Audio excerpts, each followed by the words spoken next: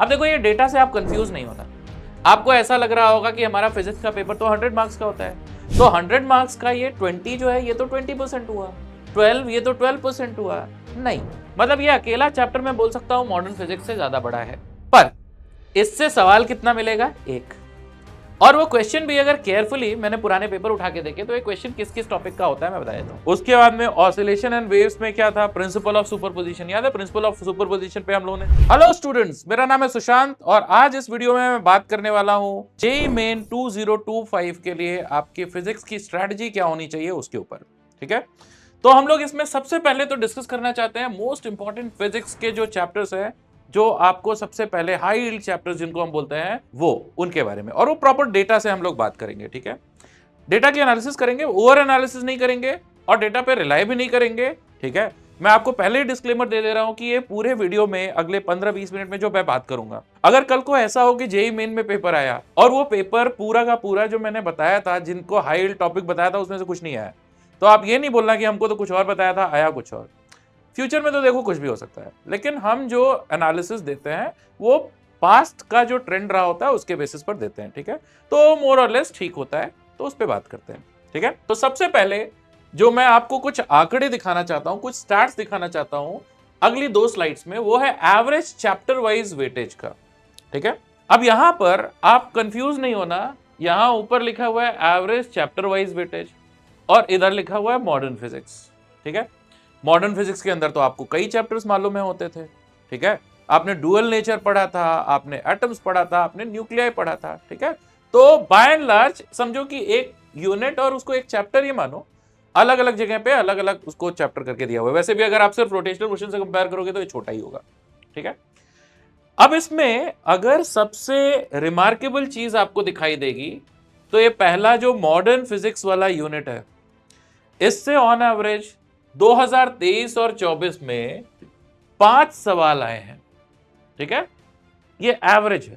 ठीक, अच्छा 5 सवाल का मतलब क्या है कि करीब करीब 20 नंबर, मतलब इसका वेटेज कितना है? करीब करीब 16.67%। अब उसके बाद में अगर हम लोग बात करें तो हीट एंड थर्मोडायनेमिक्स। ठीक है, हीट और थर्मोडायनेमिक्स में 3 क्वेश्चंस आए और इनके मार्क्स हुए 12, करीब करीब इसका वेटेज हुआ 10%। ठीक है, अब देखो ये डेटा से आप कंफ्यूज नहीं होना।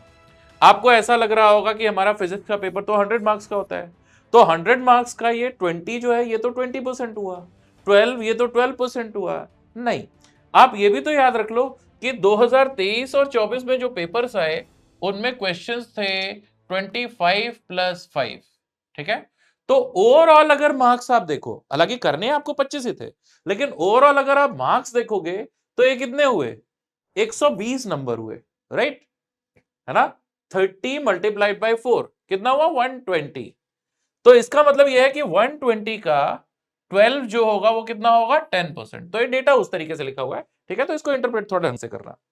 ऑल राइट, तो अगर हम लोग बात करें कि हमारे लिए इंपॉर्टेंट टॉपिक्स कौन कौन से हैं, मतलब उनको चैप्टर बोल लो, यूनिट बोल लो, कुछ भी बोल लो। सबसे पहले मॉडर्न फिजिक्स। मॉडर्न फिजिक्स आपने कहां पढ़ा है? 12th में पढ़ा है।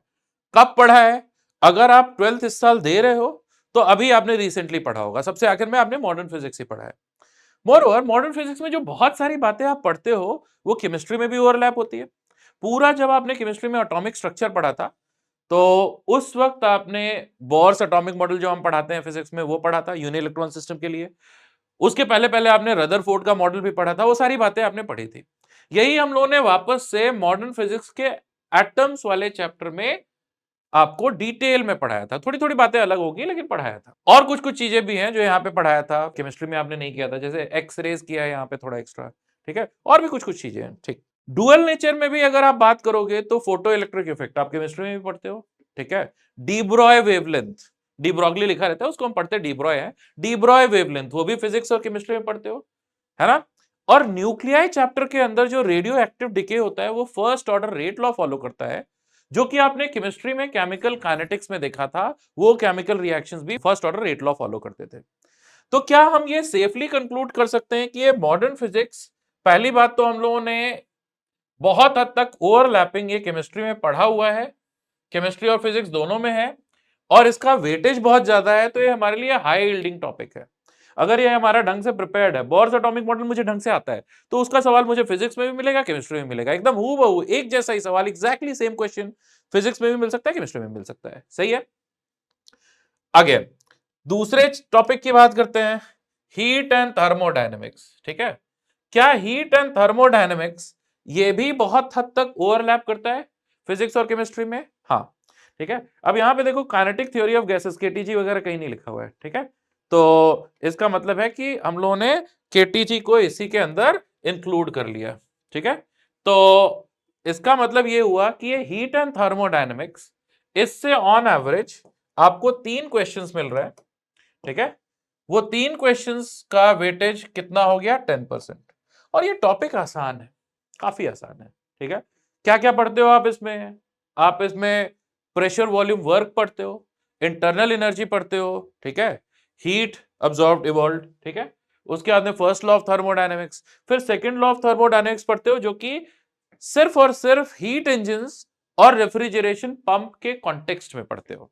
ठीक है, खैर अब उसमें से कई सारी चीजें हैं टॉपिक में, कुछ कुछ मतलब जो लेटेस्ट हमारा अपडेटेड सिलेबस है जेईई मेंस और एडवांस्ड में भी नई एनसीईआरटी के हिसाब से थोड़ा थोड़ा चेंज हो गया है, पर बाय एंड लार्ज पहले हम यही सारी चीजें पढ़ा करते थे। ठीक है, अब इसका वेटेज 10% है। अगेन ये भी फिजिक्स और केमिस्ट्री दोनों में आपको हेल्प कर सकता है, तो इंपॉर्टेंट टॉपिक है। फिर उसके बाद में आता है optics, current electricity, electrostatics, magnetics. ठीक है, ऑप्टिक्स, करंट इलेक्ट्रिसिटी, इलेक्ट्रोस्टैटिक्स, इससे 3-3 सवाल आए हैं। और उसके बाद में आपका मैग्नेटिज्म वाला पोर्शन जो होता है ना, मैग्नेटिज्म मतलब कि वो सारा कुछ मैग्नेटिक प्रॉपर्टीज ऑफ मैटर, ठीक है, उसके बाद में मैग्नेटिक इफेक्ट्स ऑफ करंट्स, ठीक है, वो सारा हिस्सा, वहां से करीब 2 सवाल आए। तो ये पूरा का पूरा, इस पूरे सेक्शन को हम बोलते हैं इलेक्ट्रोमैग्नेटिज्म। और इससे भी करीब करीब आप देखोगे तो 30+% जो पेपर का है वो आपको यहां से आया हुआ है पहले से। अब शुरू के ये जितने टॉपिक्स मैंने बता दिए, इसमें एक बड़ी रिमार्केबल चीज नोट करने वाली ये है सिर्फ कि हीट एंड थर्मोडायनेमिक्स अगर आप छोड़ दो तो बाकी सब कुछ जो लिखा हुआ है वो क्लास 12th का है ना। इसका मतलब कि 12th के टॉपिक्स के सवाल आ जाते हैं ठीक ठाक। दूसरी चीज कि ये 12th हम लोगों ने अभी अभी पढ़ा होता है, अगर आपने मान लो ड्रॉप लिया है, एक बार आप फिर से जेई दे रहे हो, तो भी आपने 12th जो है फिजिक्स का, अगर आप देखोगे तो फिजिक्स का 11th और 12th में 12th वाला पोर्शन फिजिक्स का स्लाइटली इजियर है। 11th में आप मैकेनिक्स पढ़ते थे, फ्लूइड मैकेनिक्स पढ़ते थे, ठीक है, वो सारी चीजें थोड़ी मुश्किल, वेव्स, ठीक है, वो थोड़ा मुश्किल होता था। लेकिन ये जो है आसान वाला हिस्सा है, यहां पर आते आते आप थोड़े मैच्योर भी हो जाते हो, आपको कैलकुलस की समझ हो जाती है मैथ्स में, तो ये वाली चीजें आपको थोड़ा ज्यादा थॉरली आती है। ठीक है, तो ये 12वीं के अधिकतर टॉपिक्स जो है इंपॉर्टेंट है हमारे लिए। अब उसके बाद में अगर 7वें टॉपिक से आप देखना शुरू करोगे तो यूनिट्स, डायमेंशंस, वेक्टर्स, काइनेमेटिक्स और लॉज ऑफ मोशन। अब ये 3 टॉपिक्स जो है ना, इनमें हमारी थोड़ी सी पकड़ हो जाती है। क्यों हो जाती है? क्योंकि इनका इस्तेमाल हर जगह हो रहा होता है। हर चैप्टर में आप कोई भी 12th में भी इवन अगर जैसे आप इलेक्ट्रिक फील्ड इंटेंसिटी पढ़ रहे हो, तो सबसे पहली चीज आप इंट्रोडक्शन में इलेक्ट्रिक फील्ड इंटेंसिटी को डिफाइन करते हो, उसकी यूनिट लिखते हो, उसके डायमेंशंस लिखते हो, फिर आगे बढ़ते हो, है ना। आप इलेक्ट्रिक फील्ड पढ़ रहे हो चाहे मैग्नेटिक फील्ड पढ़ रहे हो, 12वीं में जहां पे भी पढ़ रहे हो, वहां ये सारे वेक्टर्स हैं, तो वेक्टर एनालिसिस धीरे धीरे प्रैक्टिस कर करके आपको आ ही जाती है। ठीक है, तो वेक्टर्स का कोई सवाल आता है, यूनिट्स एंड डायमेंशंस का सवाल आ जाता है, तो हो जाता है, वो अमूमन एक सवाल आया करता है। काइनेमेटिक्स और लॉज ऑफ मोशन भी हर चैप्टर में यूज होता है। ठीक है, आप लोगों ने पढ़ा, मैग्नेटिक फोर्स भी था, इलेक्ट्रोस्टैटिक फोर्स भी पढ़ा था, एक चार्ज पार्टिकल का जब मोशन पढ़ा था तो उसमें काइनेमेटिक्स आता था, एक चार्ज पार्टिकल का जब मैग्नेटिक फील्ड में मोशन पढ़ा था, straight line path, circular path, helical path, even और आगे जाओगे तो साइक्लॉइडल और वो सब, तो उसमें भी आपका ये laws of motion, force, acceleration, integration, ये काइनेमेटिक्स और लॉज ऑफ मोशन पूरा यूज होता ही है। तो टू एन एक्सटेंड ये इससे डायरेक्टली सवाल लेके आ रहे हैं, लेकिन आपको ये चाहिए होता है, या आपको मालूम होना चाहिए ये बेसिक चैप्टर्स हैं, क्योंकि ये 12वीं तक हर जगह पे यूज हो रहे हैं। तो प्लीज आप इससे कंफ्यूज नहीं होना कि इससे सवाल तो एक एक ही आ रहे हैं तो मैं स्किप कर देता हूं, ऐसा नहीं है। ठीक है, ये इंपॉर्टेंट चैप्टर्स होते हैं। और अब आप सोच रहे होगे कि इस वीडियो में इतना टाइम बीत गया और मैं हर चैप्टर को इंपॉर्टेंट बोलता चला जा रहा हूं, तो गैर इंपॉर्टेंट क्या है, कौन सा है जो नहीं इंपॉर्टेंट है, उस पर भी मैं बात करूंगा। पर आप ऐसे समझो कि चैप्टर तो आप एक भी स्किप कर ही नहीं सकते। क्यों नहीं कर सकते? क्योंकि आपको क्वेश्चंस 25 मिल रहे हैं जो करने होंगे आपको, और अभी ये चैप्टर्स ही अगर आप गिनने बैठोगे 11वीं और 12वीं के, तो 25 से तो ज्यादा है ना? अलग अलग जगह से 25 के आसपास ही होंगे या उससे थोड़े ज्यादा होंगे। तो क्या आप ये समझते हो कि हर चैप्टर से एक सवाल तो मैं एक्सपेक्ट कर ही सकता हूं? अगर एक सवाल कम से कम एक्सपेक्ट कर रहा हूं तो मैं अगर सीरियस कैंडिडेट हूं तो मुझे चैप्टर तो कवर करना ही पड़ेगा।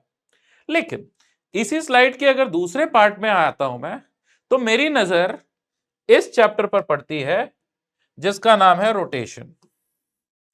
अब ये रोटेशन जो है ना, बहुत बड़ा चैप्टर है। बहुत बड़ा मतलब कितना बड़ा चैप्टर है?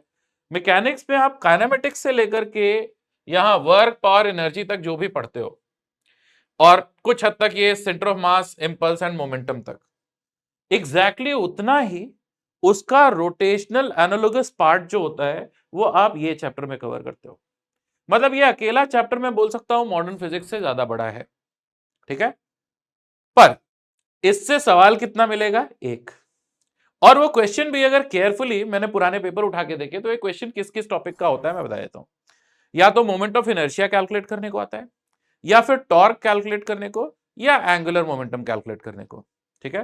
कभी कभी रोटेशनल काइनेटिक एनर्जी वगैरह के भी छोटे मोटे सवाल आए हैं। तो इस चैप्टर में ऐसा नहीं है कि आप इसको एक महीने लगा दो आराम से इसको रिवाइज करने के लिए, क्योंकि ये ज्यादा कॉस्ट इफेक्टिव नहीं है।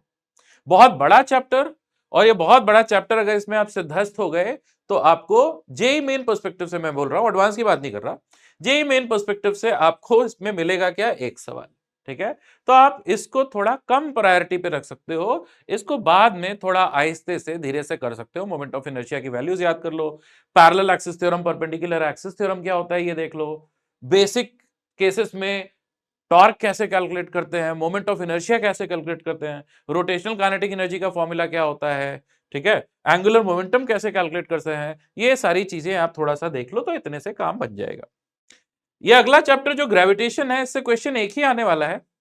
अब आप ये भगवान से मना सकते हो कि इलेक्ट्रोस्टैटिक्स मैंने अच्छे से पढ़ाई करी है, तो ये जो ग्रेविटेशन का सवाल आए वो कुछ इलेक्ट्रोस्टैटिक्स का एनालॉगस क्वेश्चन हो। जैसे आपने अलग अलग इलेक्ट्रोस्टैटिक पोटेंशियल पढ़ा है, इलेक्ट्रिक फील्ड पढ़ा है, ठीक है? उसके बाद में कंजर्वेशन ऑफ एनर्जी के क्वेश्चंस आपको इलेक्ट्रोस्टैटिक्स में आते हैं, तो उसी के एनालॉगस ग्रेविटेशन में भी आप कर लोगे। एक्स्ट्रा चीजें ग्रेविटेशन में क्या होती थी? केपलर्स लॉ होता था, प्लैनेटरी मोशन होता था, एस्केप वेलोसिटी होती थी, एक्सेलरेशन ड्यू टू ग्रेविटी और उसका वेरिएशन होता था। इसमें से कई चीजें आप लोगों ने नाइन्थ में भी पढ़ी, एक्सेलरेशन ड्यू टू ग्रेविटी वगैरह, और केपलर्स लॉ वगैरह बहुत ज्यादा मुश्किल नहीं है, थोड़ा उसको रिवाइज कर लोगे तो बात बन जाएगी। तो ये आराम से हो जाता है, इसका एक क्वेश्चन आप आराम से पक्का कर सकते हो। और उसके बाद में नीचे अगर आप आओ तो अगेन सॉलिड एंड फ्लूइड में आप देखो, ये पूरा सॉलिड एंड फ्लूइड, इससे एक क्वेश्चन आया, किसी किसी पेपर में दो क्वेश्चन भी आया है, पर ऑन एवरेज एक क्वेश्चन आया। इंटरेस्टिंग बात यह है कि इसमें ये सॉलिड के बाद में ये फ्लूइड भी अपने आप में बहुत बड़ा है, तो इसको मैं लो यील्ड कैटेगरी में डाल सकता हूं, ठीक है? यहां पे रोटेशन ये लो यील्ड कैटेगरी में है, ठीक है? क्यों? अब याद करो फ्लूइड्स में आपने पढ़ा क्या क्या था। पहले आप लोगों ने हाइड्रोस्टैटिक प्रेशर पढ़ा था, पास्कल्स लॉ पढ़ा था, आर्किमिडीज प्रिंसिपल पढ़ा था, ये सारा कुछ हाइड्रोस्टैटिक्स पे पढ़ा था, इसमें बहुत तरह के सवाल होते थे। फिर आपने हाइड्रोडायनामिक्स पढ़ा था जिसमें इक्वेशन ऑफ कंटिन्यूटी पढ़ा था, बर्नौलीज थ्योरम पढ़ा था। उसके बाद आगे बढ़ो, फिर आपने सरफेस टेंशन पढ़ा था, सरफेस टेंशन भी एक ठीक ठाक बड़ा टॉपिक है। और उसके बाद में विस्कोसिटी पढ़ी थी, नॉन आइडल फ्लूइड की एक प्रॉपर्टी होती है विस्कोसिटी, वो पढ़ा था, ठीक है? इतना कुछ पढ़ोगे, और उसके बाद में सॉलिड्स में आपने स्ट्रेस स्ट्रेन और क्या पढ़ा था? और आपने पढ़ा था इलास्टिक पोटेंशियल एनर्जी, है ना, energy density, half stress into strain, ये सारा कुछ पढ़ा था। ये तो छोटा है, ये काफी बड़ा है। ये सब कुछ मिला जुला के आपका पक्का कितना हो रहा है? एक क्वेश्चन। बहुत अच्छी किस्मत रही तो दो, ठीक है? तो ये हमारे लिए लो यील्ड टॉपिक हुआ। उसके बाद में वेव्स, बड़ा टॉपिक है, बड़ा टॉपिक है, ठीक है? कितना बड़ा टॉपिक है? अच्छा खासा, बहुत सारा कुछ आपको मैकेनिकल वेव्स में पढ़ना होता है, ठीक है? मैकेनिकल वेव्स भी में भी बहुत सारा कुछ पढ़ना होता है। इलेक्ट्रोमैग्नेटिक वेव्स तो 12th में वो छोटा है, ठीक है? ये बड़ा टॉपिक है, इसको भी हम लो यील्ड टॉपिक बोल सकते हैं, क्योंकि इससे भी एक क्वेश्चन आने वाला है, और वो बेसिक वेव इक्वेशन वगैरह पर आ गया अगर, तो आप लोगों ने जब ये साइनोसॉइडल फंक्शंस इलेक्ट्रोमैग्नेटिक इंडक्शन के बाद एसी वगैरह में देखा है, और इलेक्ट्रोमैग्नेटिक वेव्स में देखा है, तो वो सारे केसेस में आपको ये चीजें धीरे धीरे आ जाती हैं, ठीक है? तो ये टॉपिक पर आप ज्यादा फोकस नहीं करोगे, ठीक है? तो ये तो बात हो गई कि जो एवरेज चैप्टर वाइज वेटेज था 2023 और 2024 का, ठीक है। उसके बाद में अब इसी डेटा की फर्दर हम एनालिसिस करने लग गए और पुराने सालों में चले गए, मतलब 2019 से पर चैप्टर कितने क्वेश्चंस आए हैं, तो एक बड़ा ऐसी शीट बन जाएगी, ठीक है। ये शीट भी मैंने इंक्लूड कर ली है, पर इतने डिटेल में अगर हम उसकी एनालिसिस करने लग गए तो पढ़ेंगे कब, है ना। और वैसे भी ये तो पुराने पेपर्स हैं, आगे क्या होना है वो कोई कुछ खास जानता नहीं है, ठीक है। तो ये इंक्लूड तो कर लिया, लेकिन इसकी हम माइक्रो एनालिसिस करेंगे नहीं, आपको भी नहीं करना चाहिए। मैंने इसको इंक्लूड सिर्फ इसलिए कर लिया जिससे कि आपको पता रहे कि इतना डेटा, ऐसा स्प्रेडशीट हर जगह पे बनी हुई है, लोगों ने बनाई हुई है, लेकिन एज एन एस्पिरेंट आपको इस पर इतनी गहरी एनालिसिस पर नहीं जाना है। मतलब कि ये पूरी शीट देख करके मैं एक फॉर्मूला लगाने की कोशिश करूं कि इस बार कौन से पेपर में कौन से टॉपिक के कितने क्वेश्चन आएंगे, तो वो बहुत अच्छी बात नहीं है। वो ऑब्वियसली मेरी प्रिपरेशन को हैम्पर करेगा, ठीक है। अब आते हैं इंपॉर्टेंट चीज पर कि जो सेक्शंस हम लोगों ने देख लिए उसमें इंपॉर्टेंट टॉपिक्स क्या हैं। तो देखो मैकेनिक्स, जो कि आपको याद है हर चैप्टर से एक एक क्वेश्चन आया था।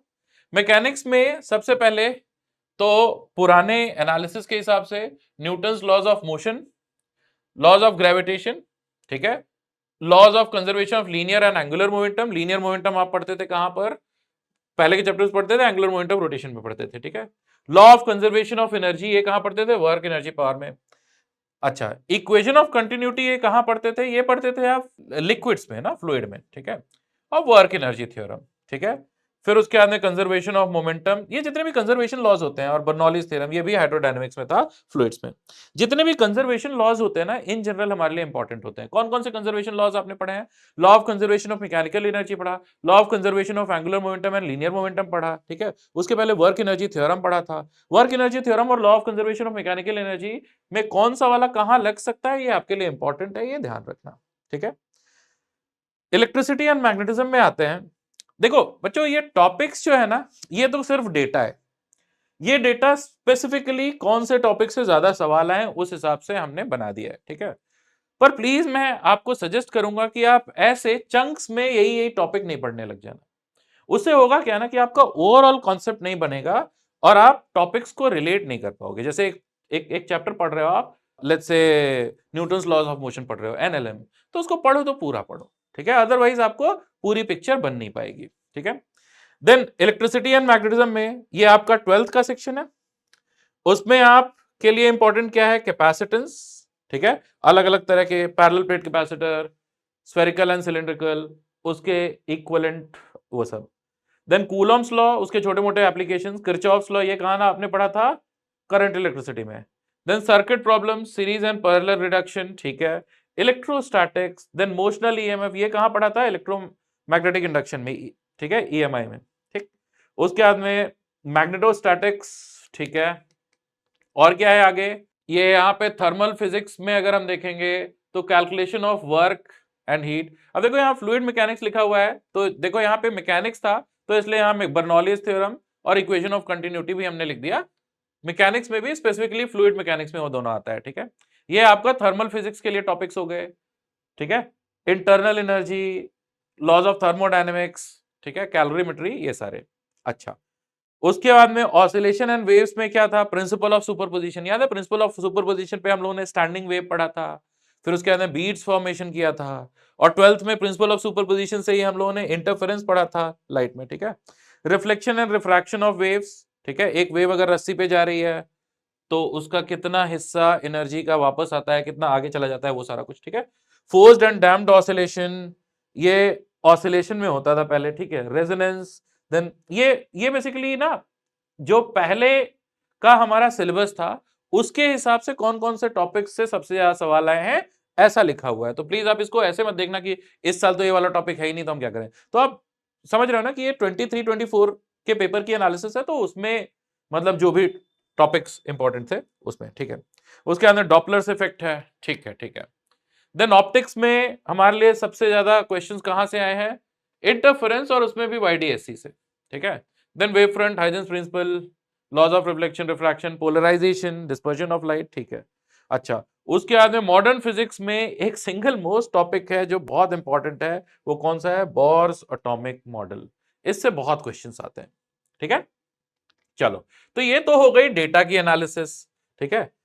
और क्या इंपॉर्टेंट चीजों का हमको ध्यान देना है, वो ये कि ये सारी बातें कर लेने के बाद में जो जस्ट निकल करके आता है वो ये कि क्वेश्चन हर टॉपिक से आएंगे, लेकिन हम क्या करेंगे कि वो टॉपिक जिनसे ज्यादा सवाल आने वाले हैं, जो ज्यादा कॉस्ट इफेक्टिव हैं, जो फिजिक्स और केमिस्ट्री में भी ओवरलैप हो रहे हैं, जो हमको आसानी से समझ में आ जाते हैं, जैसे मॉडर्न फिजिक्स, थर्मोडायनेमिक्स, उनको हम पहले करेंगे, ठीक है। तो बस इसी के साथ मैं ये वीडियो खत्म करता हूं आपके लिए। और अभी जब मैं आज ये वीडियो तैयार कर रहा हूं आपके लिए, तो अभी करीब करीब 1 महीने का टाइम है। आप आराम से प्रिपेयर करो, ठंडे दिमाग से सारे फॉर्मूले याद करो, सारी बेसिक थ्योरी करो, उसके ऊपर छोटे छोटे क्वेश्चंस प्रिपेयर करो, क्वेश्चंस लगाओ, ठीक है। जेईई मेंस में बहुत मुश्किल फिजिक्स नहीं आती है। आराम से अपनी स्ट्रेटजी डिफाइन करो, ठीक है। और थोड़े बहुत पास्ट पेपर्स भी आप कर लेना। कितने पास्ट पेपर्स कर लोगे? एटलीस्ट 5 से 8 पेपर्स तो जरूर कर लेना, ठीक है। Thank you so much.